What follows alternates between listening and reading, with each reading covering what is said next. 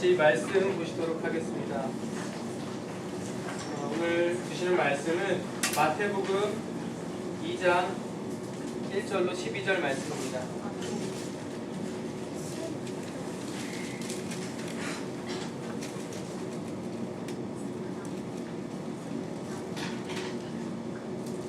마태복음 2장 1절로 12절 말씀입니다.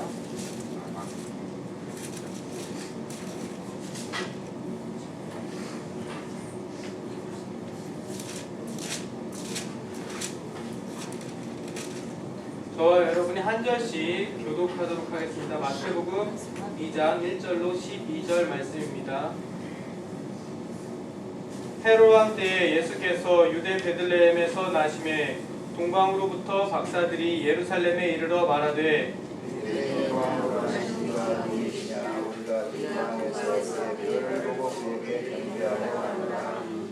헤롯 왕과 온 예루살렘이 듣고 소동한지라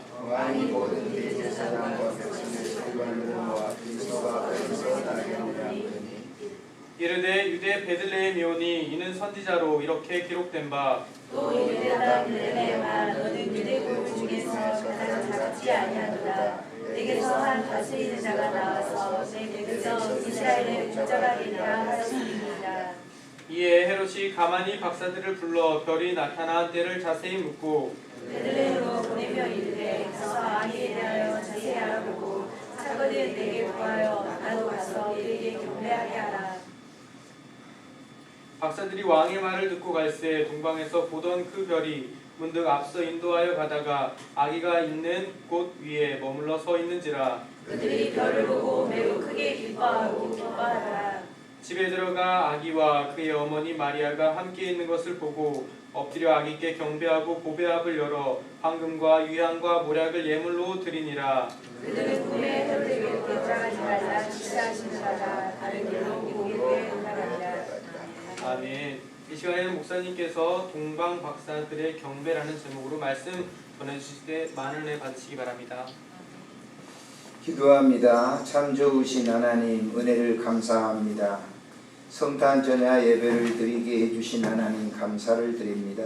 오늘도 우리 심령 안에 오셔서 우리에게 기쁨을 허락해 주시고 평안을 허락해 주시고 고요함을 허락해 주셔서 우리가 하나님의 그 선한 백성으로서 온전하게 하나님을 영화롭게 할 수 있도록 도와주시기를 간절히 빌고 원합니다. 주께서 이 밤에 크신 은혜를 우리에게 허락해 주실 줄을 믿고 예수님의 이름으로 기도드리옵나이다. 아멘. 중앙일보 오늘 신문인가요? 어젠가 나왔는데 대학생들한테 물었습니다. 성탄 전야 때, 성탄절 때 교회당에 갈 거냐, 영화관에 갈 거냐 그랬더니 어떻게 나왔겠어요? 6대 4로 예배당에 가겠다 하는 대학생들이 더 많았다고 합니다. 4가 영화관이나 기타 놀러 가겠다. 근데 여러분들은 6에 속하니까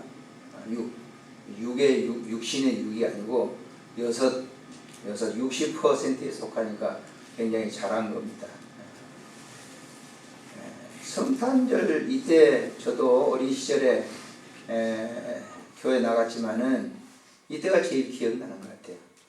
성탄절 때 특별히 이렇게 청년 때 새벽송을 돌면서 눈이 많이 왔는데 어떤 집사님 집에 가가지고 고구마도 얻어먹고 식혜도 주고 그래서 그때가 지금도 생각나요.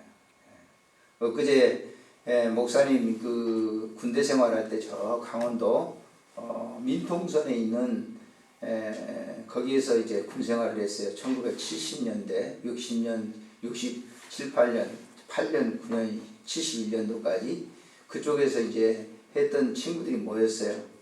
근데 그때 당시에 이제 지금 우리 나이들은 거의 70이 다 가까우죠. 근데 그때 당시에 거의 예배당도 없었어요. 예배당도 없는 그곳에 굴을 파가지고 민통선이니까 최전방이잖아요. 그러니까 거기다 굴을 파가지고 예배당을 만들어가지고 거기서 예배를 드렸는데 어린아이들이 그때 나왔어요.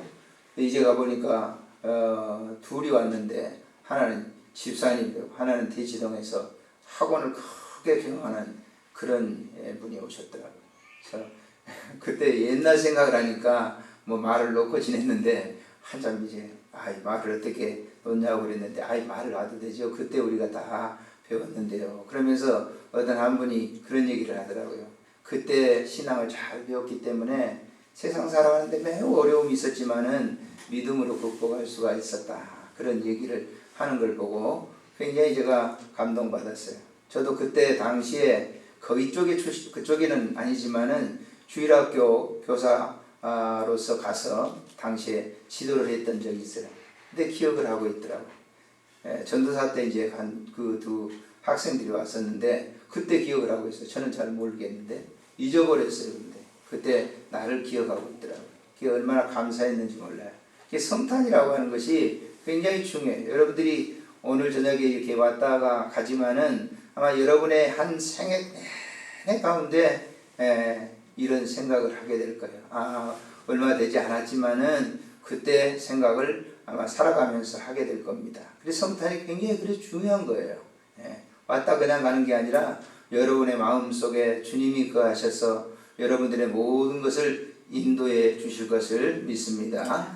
오늘 이 본문을 보면은 동방박사라고 하는 이 세 분이 저 페르시아, 지금 보면은 이제 저 인도 지방이죠. 인도 지방에서 별을 연구하는 그런 이 박사들이었어요.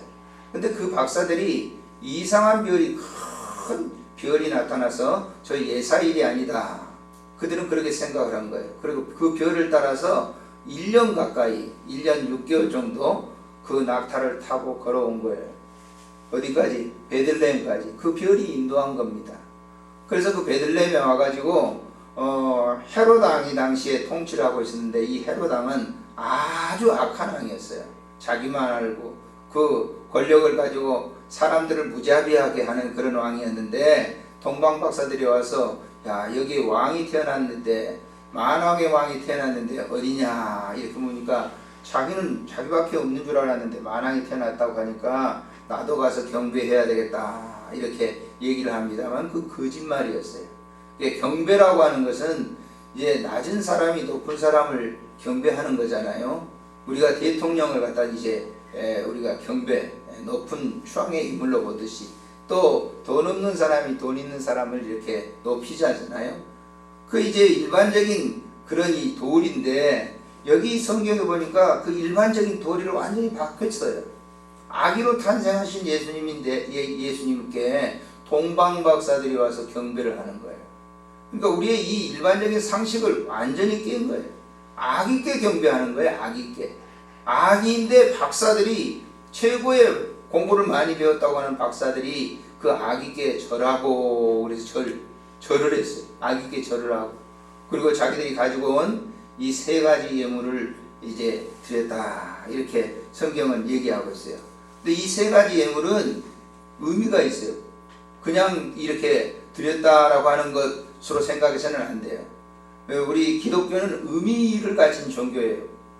그렇기 때문에 이 세 가지 예물 이 중에서는 우리 아마 학생들은 잘 모르겠지만은 이 세 가지 예물 가운데 황금과 유향과 모략을 드렸다 그랬어요. 11절 한번 볼까요? 11절 시작. 집에 들어가 아기와 그의 어머니 마리아가 함께 있는 것을 보고 엎드려 아기께 경배하고 고배합을 열어 황금과 유향과 모략을 예물로 드리니라 그랬어요.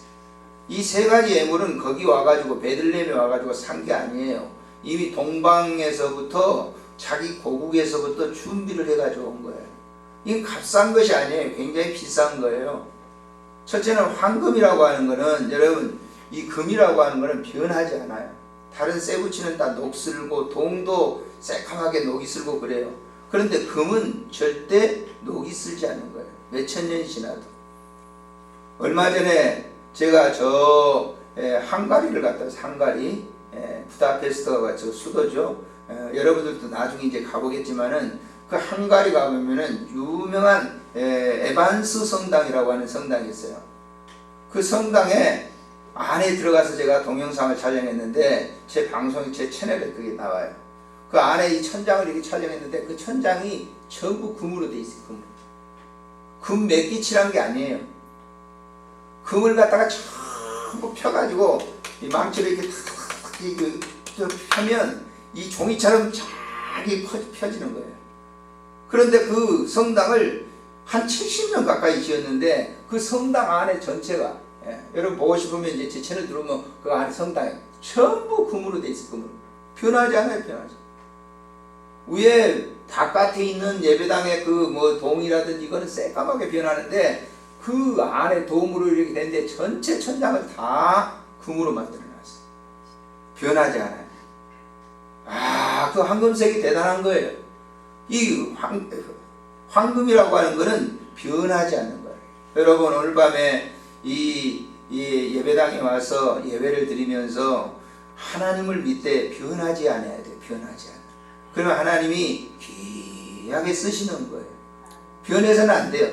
사람이 어떤 것을 신뢰성을 가지고 거기서 꾸준하게 해나가면 반드시 성공할 수 있는 것처럼 하나님은 믿는 사람, 자기를 믿는 꾸준하게 믿음 생활하는 사람을 하나님은 축복해 주시는 거예요. 그래서 오늘도 이 밤에 여러분들이 나와서 우리가 찬송도 부르고 그랬지만은 하나님을 믿을 때 끝까지 믿는 거예요. 끝까지.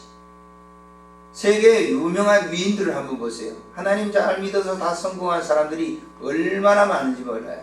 여러분들 이제 유럽 같은데 나중에 다 공부하고 다 이제 무슨 회사 생활하면서 다 가기도 하겠지만은 거기 가보면요, 그 모든 그런 성당 건물이라든지 모든 것들은 다 기독교가 만든 거예요.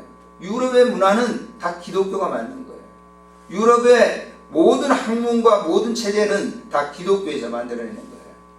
굉장한 거예요. 당시에 한 400년, 500년 전에 3층짜리, 4층짜리, 그때 당시에 우리나라는 집신이나 하고 이렇게 살았던, 초가집에서 이렇게 살았던 시대인데 500년 전에 이미 몇 층, 5층, 3층짜리 건물들이 그대로, 비텐베르크 가보면요, 그대로 있어요. 그대로. 그게 뭐냐면은 그들이 하나님을 믿는 그 믿음으로써 신앙생활하는 그 신앙이 얼마나 소중한 것을 우리에게 흔적으로 보여요. 물론 지금은 우리나라처럼 믿음 생활하는 그런 사람들은 별로 없지만, 그러나 그 정신은 그대로 이어져 오고 있는 것을 제가 보고 왔어요. 두 번째 뭘 드렸느냐? 유향이라고 하는 것을 드렸어요. 유향. 유향이라고 하는 이거는 굉장히 비싼 거예요. 비싼 거. 구약에 하나님께만 드려지는 향이었던 거예요. 그래서 이거는 백성들이, 일반 백성들이 가지 못했는데 후일에 와서는 이제 여성분들이 이거를 이렇게 사용을 했는데 성경에는 나드 향이라고 그렇게 번역이 됐어요. 이게 뭘 의미하냐면 예수님은 하나님이시다 라고 하는 것을 의미하는 거예요. 여러분, 우리가 하나님이 예수님으로 몸을 입고 오신 거예요. 굉장한 사건이에요. 하나님이 이 우주 전체를 창조하셨는데 그 이제 무슨 뭐 학문적으로 여기서 설명을 우리 학생들에게 드리지 못하지만은 세상의 학문은 진화됐다고 하는 거예요. 그러나 기독교는 세상을 만들어졌다, 하나님이 만들어졌다고 하는 거예요. 진화론으로서는 해답이 안 돼요. 여러분들이 진화론 공부하죠? 세상의 진화론 가지고 이 세상이 만들어졌다 그러면 해답이 안 된다고. 진화론의 원초가 뭐예요? 사람은 어디서 와서 원숭이가 됐다, 원숭이에서 왔다는 거예요. 그럼 진화돼서 원숭이 존재가 없어야 되는데 지금 원숭이가 말짱이 지금 있잖아요. 그러니까 그런 거는 믿을 수 있는 것이 아니에요. 세상은 창조됐다. 그래서 미국 같은 학자들도 공부를 갖다가 창조와 진화론을 가르쳐요. 우리나라는 진화론만 가르쳐요. 근데 앞으로는 이제 대학교에서 창조론을 가르칠 거예요. 그래서 그 창조됐다라고 하는 그 창조는 하나님이 만드신 거예요, 친히. 그 하나님이 육신을 입고 오신 것을 의미하는 것이 유향이라고 해요. 유향을 드렸다. 예수 그리스도의 좀 그 신학적인 용어로 신성이라, 신성. 그리스도의 신성을 예표하는 것이다. 이렇게 얘기하는 거예요. 세 번째는 모략을 드렸다. 그래서 모략이라고 하는 것은 이 향이 나는 게 치료하는 거예요, 치료. 근데 사람이 죽을 때, 염을 할 때 그 향을 발랐어요. 이집트 같은 데 가보면은 미라들이 있는데 그때 당시에 이 장려법에 의하면은 창세기 50장에 보면은 이 40일 동안 이 요셉의 아버지 야곱을 그렇게 40일인가 그것을 이렇게 시신을 해가지고 미라 상태로 만들기 위해서 그렇게 한 거예요. 지금도 그 이집트에 가보면 그 왕들이 시신이 그대로 미라가 되어가지고 있는 경우가 있어요. 그러니까 이 모략을 발라가지고 시신에 썩지 않도록 방부대 역할을 하도록 하는 것이 이 모략인데, 이 모략은 뭘 의미하냐? 신학자 유명한 이 오르겐이라든지 핸드릭슨이라든지 이런 신학자들은 이 모략을 뭘로 의미하냐면 예수 그리스도의 죽음을 의미한다 이렇게 했어요. 예수님이 죽어야 여러분들을 살리는 거예요. 우리 기독교는 예수님이 십자가에서 죽으심이 있었기 때문에 우리가 죄에서 자유함을 얻는 거예요. 예, 기독교 종교가 바로 그런 거예요. 그래서 오늘 이 밤에 예수님이 탄생하시던 그날 밤에 이 박사들이 예수님 앞에 와서 절을 하고 그 예수님께 황금과 유향과 몰약을 드렸더라라고 하는 거예요. 이 세 가지는 변치 않는 믿음을 가져야 되고, 예수님은 하나님이시면서 예수님이다, 신성이시다. 그리고 예수님은 여러분들과 저를 위해서 십자가에 죽으셨다라고 하는 그런 의미를 가지고 있다라고 하는 걸 잊지 말고, 오늘 여러분 중에서 교회 처음 나오는 그런 학생이 혹시 있어요? 예수 잘 믿으세요. 예수 잘 믿는 것이 얼마나 소중한 것인지 몰라요. 가장 하나님의 복받는 축복된 그런 사람이 누구냐? 예수 믿는 사람이에요. 이 저는 여러 사람들을 봤어요. 죽을 때 보면 예수 믿는 것처럼 귀한 게 없어요. 예수 믿는 것처럼. 예수 안 믿고 사는 사람들이 죽을 때는 정말 비참해요. 왜냐하면 어차피 다 사람들은 가는 건데, 다 가는 거예요. 안 죽을 사람이 이 세상에 하나도 없어요. 근데 예수 믿는 사람들은 저 천국이 있기 때문에 기쁨으로 그 천국을 향해 나가지만은, 안 믿는 사람은 내일이 절망이잖아요. 안 보여요. 앞이 깜깜하고 안 보이니까 안 죽으려고 애를 쓰면서 당하다가 죽는 걸 볼 수 있어요. 그래서 예수님 탄생이 그만큼 소중한 것이라 생각하고, 예수 잘 믿는 우리 학생들 여러분들이 되시기를 주님의 이름으로 축복합니다. 기도하겠습니다.